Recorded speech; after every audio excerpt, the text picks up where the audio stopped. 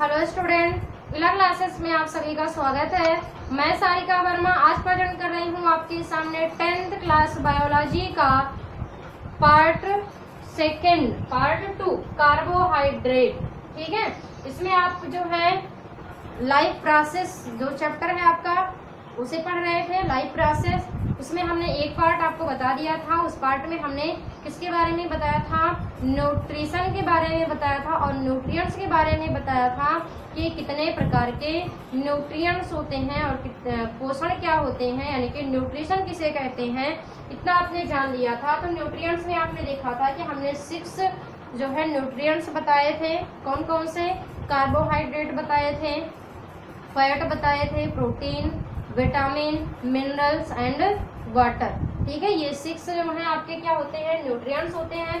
तो उन्हीं में से आपको ये जो 6 न्यूट्रिएंट्स हैं, यानी कि जैसे कार्बोहाइड्रेट हो गया, फैट हो गया, प्रोटीन हो गया, विटामिन हो गया, मिनरल्स हो गया, इन सबको आपको एक एक करके पढ़ना है थोड़ा सा। ठीक है, तो कार्बोहाइड्रेट देखिए आज हम स्टार्ट करते हैं कि कार्बोहाइड्रेट क्या होता है।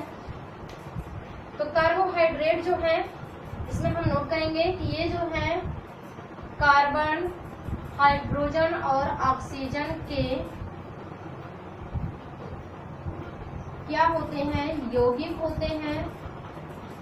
कार्बोहाइड्रेट क्या है? ये कार्बन, हाइड्रोजन और ऑक्सीजन के यौगिक होते हैं। ठीक है, कार्बन, हाइड्रोजन और ऑक्सीजन के क्या होते हैं? यौगिक होते हैं।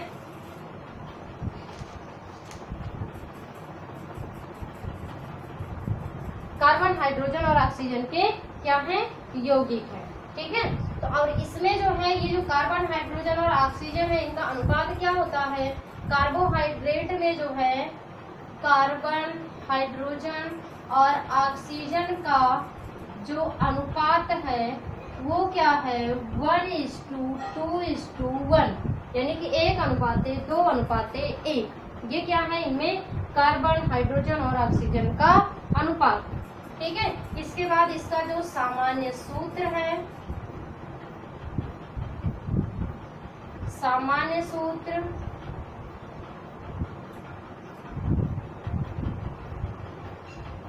जनरल फार्मूला जो है वो क्या है? CnH2n ON, CnH2n और ON, ये क्या है? इसका जनरल फार्मूला है। CnH2n जनरल सूत्र।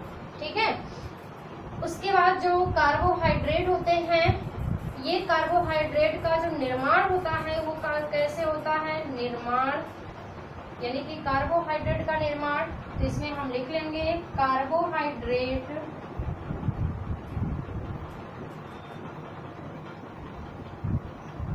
का निर्माण प्रकाश संश्लेषण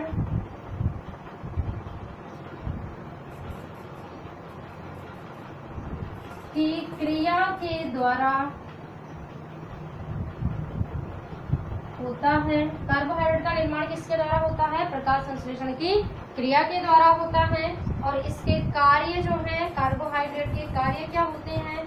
तो इसका कार्य है ऊर्जा प्रदान करना। इसका काम क्या होता है? ऊर्जा प्रदान करना, यानी कि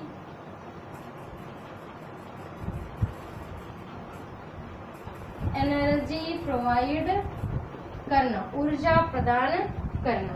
ठीक है, इतना कार्बोहाइड्रेट है। कार्बोहाइड्रेट जो है ये क्या है? कार्बन, हाइड्रोजन और ऑक्सीजन के यौगिक होते हैं। इसमें कार्बन, हाइड्रोजन और ऑक्सीजन का अनुपात कितना होता है? 1:2:1 होता है, यानी कि 1:2:1 होता है। ठीक है, और इसका जो सामान्य सूत्र होता है, जनरल फार्मूला जो होता है वो क्या होता है? CnH2n होता है। ठीक है, इसका निर्माण कैसे होता है कार्बोहाइड्रेट का? तो कार्बोहाइड्रेट का निर्माण जो है वो प्रकाश संश्लेषण की क्रिया के द्वारा होता है। इसके कार्य क्या होते हैं? इसका कार्य होता है ऊर्जा प्रदान करना, यानी कि एनर्जी प्रोवाइड करना। ठीक है, इसके बाद हम देखेंगे कार्बोहाइड्रेट के प्रकार, टाइप ऑफ कार्बोहाइड्रेट, यानी कि कार्बोहाइड्रेट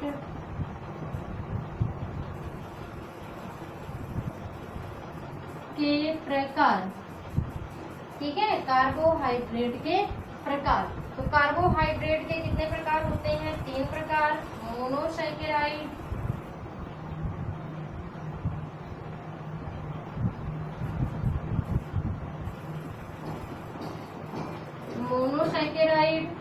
दूसरा जो है वो है डाइसैकेराइड,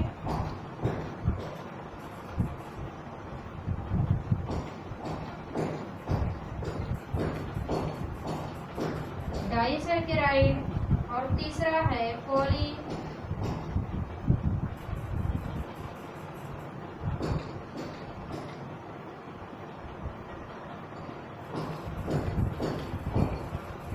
पॉलीसैकेराइड। ठीक है, तो ये 3 प्रकार के होते हैं। कार्बोहाइड्रेट जो है कितने प्रकार के होते हैं? 3 प्रकार के होते हैं, मोनोसैकेराइड, डाइसैकेराइड और पॉलीसैकेराइड। मोनोसैकेराइड है जो ये कार्बोहाइड्रेट जो होते हैं, कार्बोहाइड्रेट के सबसे सरल रूप होते हैं। मोनोसैकेराइड जो है ये कार्बोहाइड्रेट के सबसे सरल रूप होते हैं। ठीक है, मोनोसैकेराइड जो है ये कैसा कार्बोहाइड्रेट है? ये कार्बोहाइड्रेट जो है कार्बोहाइड्रेट का सबसे सरल रूप होता है। ठीक है, और इसका जो फार्मूला होता है, तो पहले हम एक एक देख लेते हैं। मोनोसैकेराइड, डाइसैकेराइड और पॉलीसैकेराइड 3 प्रकार के होते हैं। पहले हम देखेंगे मोनोसैकेराइड, जो हम मिटा दे रहे हैं अभी। तो मोनोसैकेराइड जो है इसमें हमने लिखा कि ये कार्बोहाइड्रेट के सबसे सरल रूप होते हैं और इसका जो सामान्य सूत्र होता है, वो होता है C6H12O6। ठीक है, इसका सामान्य सूत्र क्या होता है? C6H12O6 होता है। ठीक है, और इसके जो एग्जाम्पल होते हैं वो कौन कौन से होते हैं? ग्लूकोज, फ्रक्टोज और तीसरा है गैलेक्टोज। ये क्या है? इसके 3 एग्जाम्पल हैं, ग्लूकोज, फ्रक्टोज और गैलेक्टोज। ग्लूकोज जो है ये कहाँ पाया जाता है? तो ये ब्लड में पाया जाता है। ये कहाँ पाया जाता है? ब्लड में पाया जाता है। फ्रक्टोज जो है ये फ्रूट्स है, यानी कि फलों में पाया जाता है। और ये जो फ्रक्टोज है ये सबसे मीठा कार्बोहाइड्रेट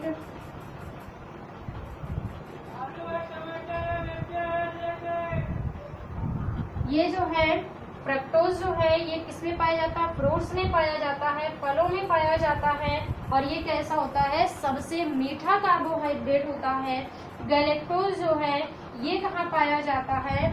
तो गैलेक्टोज जो है ये कहाँ पाया जाता है? ये मिल्क में। ये कहाँ पाया जाता है? ये मिल्क में पाया जाता है, यानी कि दूध में पाया जाता है। ठीक है, तो ये मोनोसैकेराइड है। मोनोसैकेराइड आप देख रहे हैं कि कार्बोहाइड्रेट का सबसे सरल रूप होता है और इसका जो सामान्य सूत्र है वो क्या है? C6H12O6 है। ग्लूकोज, फ्रक्टोज और गैलेक्टोज ये इसके एग्जाम्पल है। ग्लूकोज ब्लड में पाया जाता है। ठीक है, और फ्रक्टोज जो है फ्रूट्स में, फलों में पाया जाता है और गैलेक्टोज जो है ये मिल्क में पाया जाता है। इसके बाद हम देखते हैं डाइसैकेराइड। इसका आप स्क्रीनशॉट में लीजिएगा, उसके बाद नोट करिएगा अपने नोटबुक में। तो मिटा रहे हैं इसको हम। इसके बाद हम देखेंगे डाइसैकेराइड।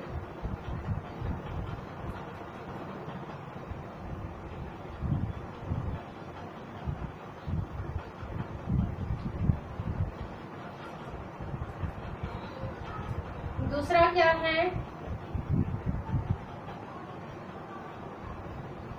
डाइसैकेराइड।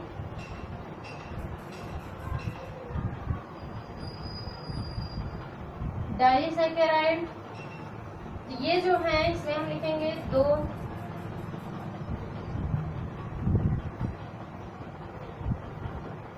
2 मोनोसैकेराइड मिलकर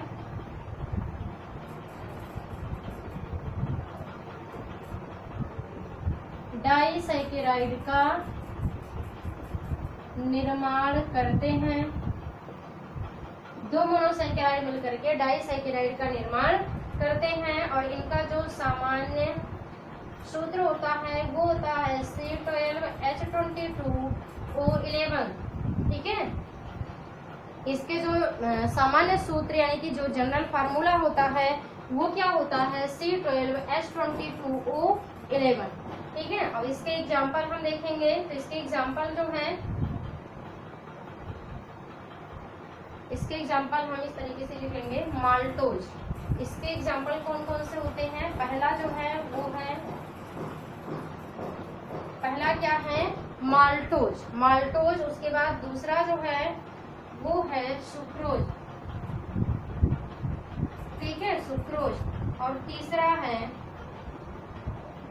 लैक्टोज। ठीक है, ये इसके एग्जाम्पल है। तो ये जो माल्टोज है ये माल्टोज किससे मिल करके बना होता है? माल्टोज जो है ग्लूकोज प्लस ग्लूकोज, माल्टोज जो है ये ग्लूकोज प्लस ग्लूकोज मिल करके क्या बनाता है? माल्टोज। ग्लूकोज प्लस ग्लूकोज मिलकर के क्या बनता है? माल्टोज बनता है। और ये माल्टोज जो है ये कहाँ पाया जाता है? माल्टोज चावल या चावल के माड़ में पाया जाता है। ये कहाँ पाया जाता है? चावल या चावल के माड़ में पाया जाता है। उसके बाद सुक्रोज जो है glucose plus fructose, glucose plus fructose मिलकर के क्या बनाते हैं? सुक्रोज। ठीक है, सुक्रोज। और ये जो सुक्रोज है ये कहाँ पाया जाता है? ये गन्ने में,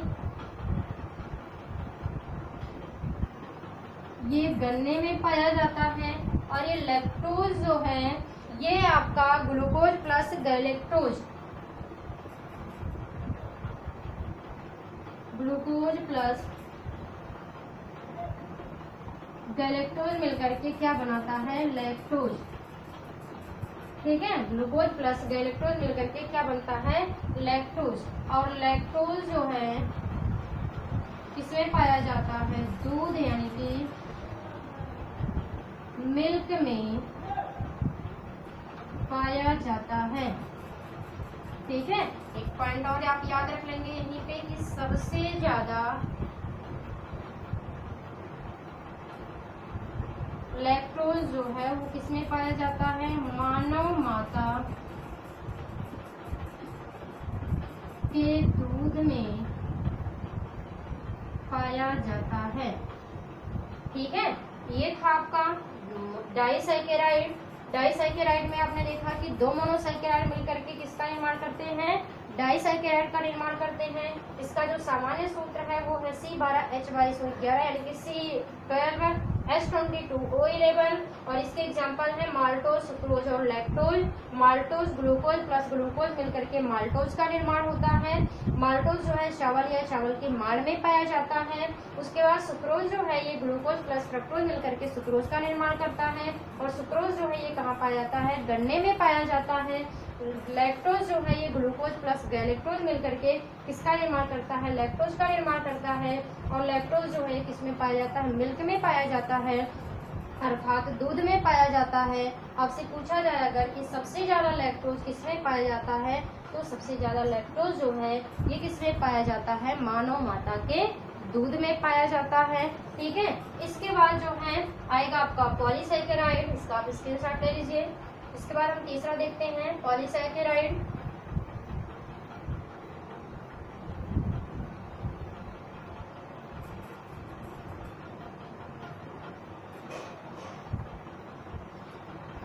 तीसरा है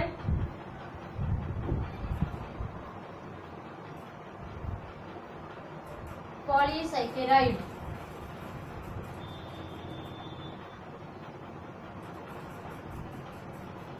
पॉलीसैकेराइड, तो पॉलीसैकेराइड जो है ये बहुत ढेर सारे मोनोसैकेराइड मिल करके क्या बनाते हैं, पॉलीसैकेराइड का निर्माण करते हैं। तो एक लाइन आप लिख लीजिएगा कि ढेर सारे या कई मोनोसैकेराइड मिल करके या बहुत सारे मोनोसैकेराइड मिल करके किसका, पॉलीसैकेराइड का निर्माण करते हैं। ठीक है, इसका जो सामान्य सूत्र है, इसका सूत्र कोई निश्चित नहीं है। ठीक है, इसलिए सूत्र भी नहीं लिखेंगे, इस डायरेक्ट लिखते हैं इस पे एग्जाम्पल। ठीक है, तो इसका एग्जाम्पल जो है वो होता है सेलुलोज, सेलुलोज, दूसरा स्टार्च,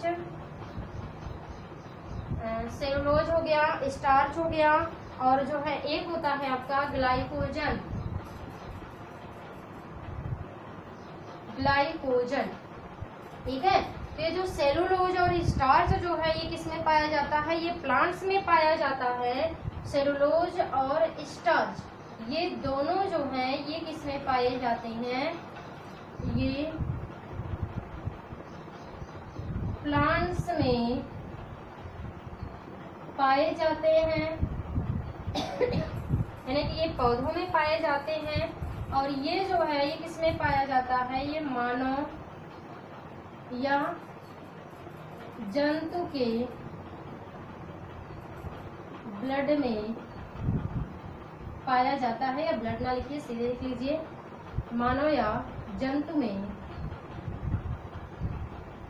पाया जाता है। ठीक है, ग्लाइकोजन जो है ये किसमें पाया जाता है, मनुष्य में पाया जाता है और जंतुओं में पाया जाता है ग्लाइकोजन। ठीक है, यहाँ पे देखिए जो सेलुलोज है, सेलुलोज का पाचन मनुष्य के शरीर में नहीं होता है। ये चीज आप याद रख लीजिएगा कि मनुष्य के शरीर में सेलुलोज का पाचन नहीं होता है। क्यों नहीं होता, क्योंकि हमारे शरीर में या हमारे डाइजेस्टिव सिस्टम में सेलुलोज को पचाने वाला कोई भी एंजाइम उपस्थित नहीं होता है। दूसरा जो स्टार्च है, पौधे जो है, पौधे अपना भोजन स्टार्च के रूप में, स्टार्च के रूप में पौधे जो है अपना भोजन या पौधों में जो है भोजन, पौधों में भोजन स्टार्च के रूप में संग्रहित होता है, स्टार्च के रूप में संग्रहित होता है। और स्टार्च का पाचन हमारे शरीर में होता है। आप जानते हैं कि स्टार्च को पचाने वाला एंजाइम कौन सा होता है, टायरिन एंजाइम होता है, जो हमारे माउथ में, हमारे जो है सलाइवा में, हमारे लार में पाया जाता है। वही क्या करता है, स्टार्च का पाचन करता है। ठीक है, ये 2 पॉइंट ऐसे सिंपल से थे, आपको इसको याद रखने हैं। सेलुलोज और स्टार्च जो है प्लांट्स में पाए जाते हैं, ग्लाइकोजन मनुष्य जंतु में पाए जाते हैं। जो सेलुलोज है, सेलुलोज का पाचन हमारे शरीर में नहीं होता है, क्योंकि इसको पचाने वाला कोई भी एंजाइम हमारे डाइजेस्टिव सिस्टम में उपस्थित नहीं है। और पौधे जो है अपना भोजन किस रूप में स्टोर करते हैं, किस रूप में संचित करते हैं, तो पौधे जो है स्टार्च के रूप में भोजन संचित करते हैं। या पौधों से हम किस रूप में भोजन प्राप्त करते हैं, तो हम जो है पौधों से भोजन किस रूप में स्टार्च के रूप में प्राप्त करते हैं। ठीक है, इसका स्क्रीनशॉट लीजिएगा। अब हम देख लेते हैं कुछ क्वांटिटी कि हमारे शरीर में कितना कार्बोहाइड्रेट पाया जाता है।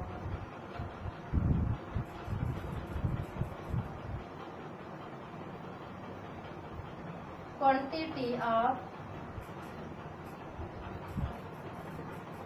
कार्बोहाइड्रेट्स, तो इसमें हम लिख लेंगे जल्दी से, हमारे शरीर में कार्बोहाइड्रेट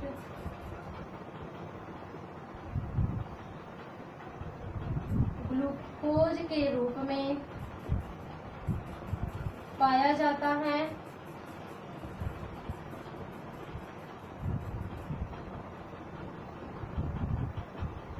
हमारे शरीर में जो है कार्बोहाइड्रेट जो है ये किस रूप में पाया जाता है, ग्लूकोज के रूप में पाया जाता है। ठीक है, हमारे शरीर में भी, कहाँ, ब्लड में हम लिख सकते हैं कि हमारे ब्लड में कार्बोहाइड्रेट जो है किस रूप में, ग्लूकोज के रूप में पाया जाता है।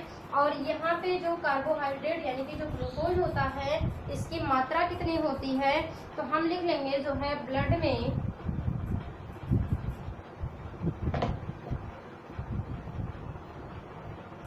ग्लूकोज की मात्रा 80 से 100 mg पर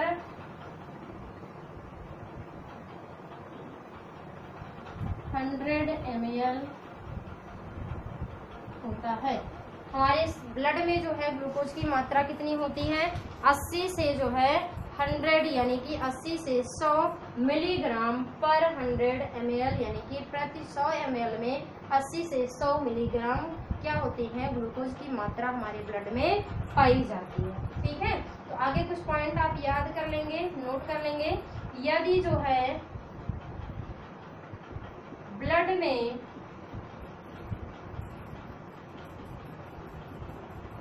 ग्लूकोज की मात्रा 100 mg से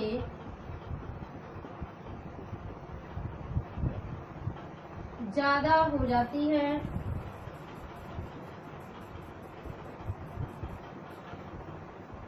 तो हमारा लीवर, जिसको हम यकृत कहते हैं, हमारा लीवर बढ़े हुए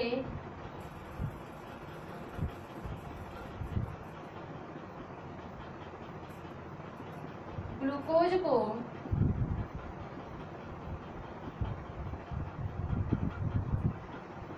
इंसुलिन हार्मोन की प्रेजेंस में ग्लाइकोजन में परिवर्तित कर देता है। इस प्रोसेस को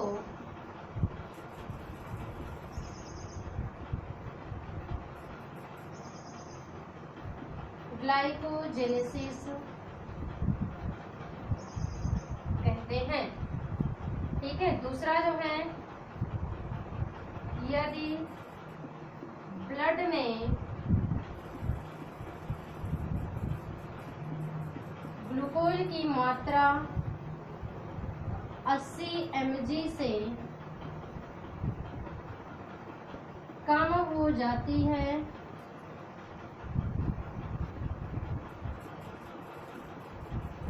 तो हमारा लीवर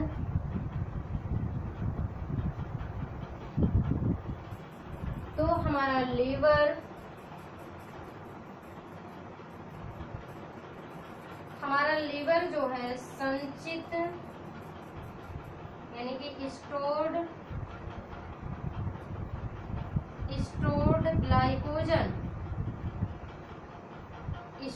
ग्लाइकोजन को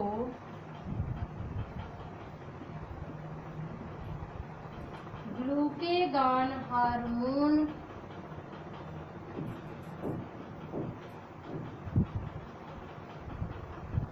के प्रेजेंस में किसमें परिवर्तित कर देता है, स्टोर्ड ग्लाइकोजन को ग्लूकेगॉन हार्मोन के प्रेजेंस में ग्लूकोज में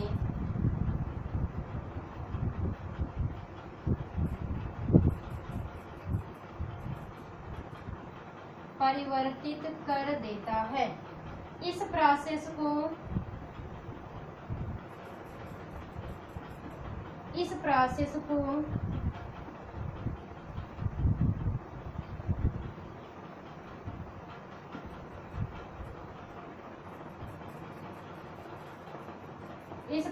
को ग्लाइकोजेनेलिसिस कहते हैं।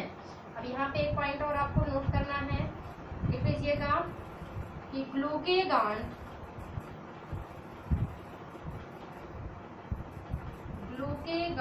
हार्मोन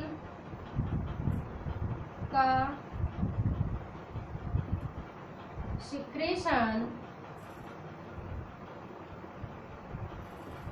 पैंक्रियाज यानी कि अग्न्याशय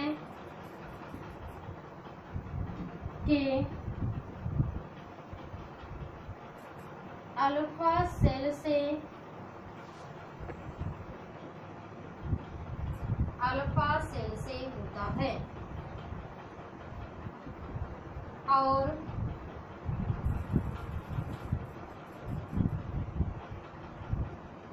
इंसुलिन हार्मोन का सिक्रीशन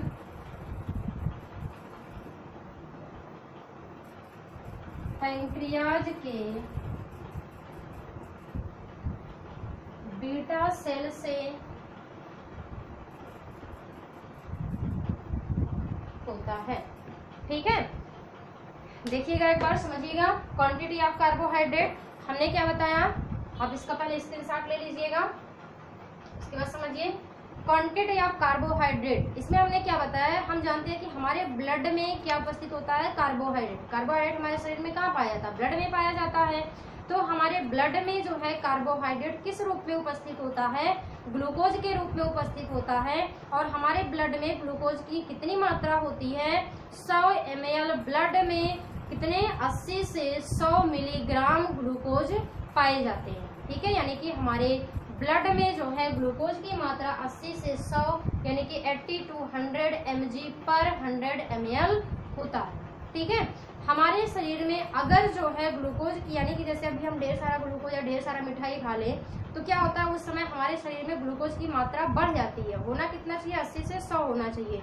लेकिन अगर हम एक बार में जो है ढेर सारा मिठाई खा लेते हैं तो उस समय क्या होता है, हमारे शरीर में ग्लूकोज की मात्रा बढ़ जाती है। ठीक है, तो क्या होता है कि जब हमारे शरीर में, हमारे ब्लड में जब ग्लूकोज की मात्रा बढ़ती है तो हमारा जो लीवर है, हमारा यकृत जो है वो क्या करता है, वो इंसुलिन हार्मोन के प्रेजेंस में, इंसुलिन हार्मोन की उपस्थिति में जो एक्सेस ग्लूकोज है, यानी कि जो बढ़ा हुआ ग्लूकोज है, उसको क्या करता है, ग्लाइकोजन में परिवर्तित कर देता है। और ग्लाइकोजन में परिवर्तित करने के बाद वो लीवर जो है खुद अपने अंदर उसे स्टोर कर लेता है। ठीक है, फिर क्या होता है कि जब हमको कई दिन हो जाते हैं हम कार्बोहाइड्रेट नहीं खाते हैं तो क्या होता है, उस समय हमारे शरीर में कार्बोहाइड्रेट की कमी हो जाती है, यानी कि ग्लूकोज की कमी हो जाती है। तो जब हमारे शरीर में ग्लूकोज की कमी होती है तो उस समय क्या होता है कि हमारा लीवर जो ग्लाइकोजन स्टोर किया था, उस स्टोर्ड ग्लाइकोजन को ग्लूकेगॉन हार्मोन के प्रेजेंस में किसमें बदल देता है, ग्लूकोज में परिवर्तित कर देता है। और हमारे शरीर में ग्लूकोज की मात्रा जो है वो क्या हो जाती है, बैलेंस हो जाती है, संतुलित हो जाती है। ठीक है, इस प्रकार से जब ग्लूकोज बढ़ते हैं तो हमारा लीवर जो है उसे इंसुलिन हार्मोन के प्रेजेंस में किसमें परिवर्तित कर देता है, ग्लाइकोजन में परिवर्तित कर देता है।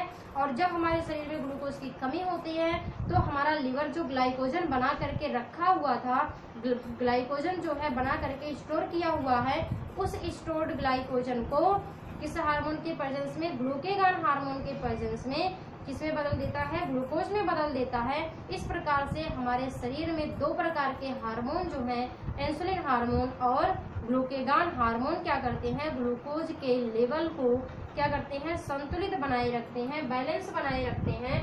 ठीक है, तो इसमें जो ग्लूकेगॉन हार्मोन और इंसुलिन हार्मोन जो है, इनका दोनों का सिक्रीशन किसमें होता है, अग्नाशय में होता है। अग्नाशय के जो है अल्फा कोशिका से, यानी कि अग्नाशय जो है, पैंक्रियाज जो है, जब आप डाइजेस्टिव सिस्टम पढ़ेंगे तो वहाँ पे पढ़ेंगे डिटेल में। पैंक्रियाज जो होते हैं, जो हमारे अग्नाशय होते हैं, अग्नाशय में 4 प्रकार की कोशिकाएं पाई जाती हैं, अल्फा, बीटा, डेल्टा और पीपी। ये 4 प्रकार की कोशिकाएं पाई जाती हैं, जिसमें से अल्फा कोशिका जो होती है, अल्फा कोशिका से ग्लूकेगॉन हार्मोन का सिक्रेशन होता है। और बीटा कोशिका जो होती है, बीटा कोशिका से इंसुलिन हार्मोन का सिक्रेशन होता है। ठीक है, तो ये था जो है क्वांटिटी में। यही क्या होता है, जब हमारे शरीर में इंसुलिन हार्मोन की कमी हो जाती है तो क्या होगा, जब हमारे शरीर में इंसुलिन हार्मोन की कमी हो जाएगी तो उस समय क्या होगा, जैसे कि हम जानते हैं इंसुलिन हार्मोन करता क्या है, इंसुलिन हार्मोन के प्रेजेंस में क्या होता है, हमारा जो एक्सेस ग्लूकोज है, बढ़ा हुआ ग्लूकोज है, वो परिवर्तित होता है ग्लाइकोजन में। अगर हमारे शरीर में इंसुलिन की कमी हो जाती है तो हमारे शरीर में जो एक्सेस ग्लूकोज होगा वो ग्लाइकोजन में परिवर्तित नहीं हो पाएगा। और जब एक्सेस ग्लूकोज ग्लाइकोजन में परिवर्तित नहीं हो पाएगा तो क्या हो जाएगा, हमारे शरीर में ग्लूकोज की मात्रा धीरे धीरे क्या हो जाएगी, बढ़ जाएगी। और जब ग्लूकोज की मात्रा बढ़ जाएगी तो हमें कौन सा डिजीज हो जाता है, कौन सा डिजीज हो जाता है, डायबिटीज हो जाता है। और डायबिटीज में भी जो है कौन सा डायबिटीज 2 प्रकार के होते हैं, डायबिटीज मेलिटस और डायबिटीज इंसिपिडस। तो डायबिटीज मेलिटस जो होता है ये इंसुलिन हार्मोन की कमी से होता है। तो हमारे शरीर में जब इंसुलिन हार्मोन की कमी होती है तो हमारे शरीर में ग्लूकोज की मात्रा, ग्लूकोज का लेवल जो है वो क्या होता है, बढ़ जाता है और हमें कौन सा डिजीज हो जाता है, मधुमेह हो जाता है, यानी कि डायबिटीज मेलिटस रोग हो जाता है। ठीक है, तो ये था जो है आपका पूरा डिटेल कार्बोहाइड्रेट। ठीक है, तो उम्मीद है कि आपको बहुत अच्छा लगा होगा ये वीडियो और बहुत अच्छे से आपको ये समझ में आया होगा। तो प्लीज़ आप चैनल को लाइक कीजिए, सब्सक्राइब कीजिए और अधिक से अधिक इसे शेयर कीजिए। Thank you.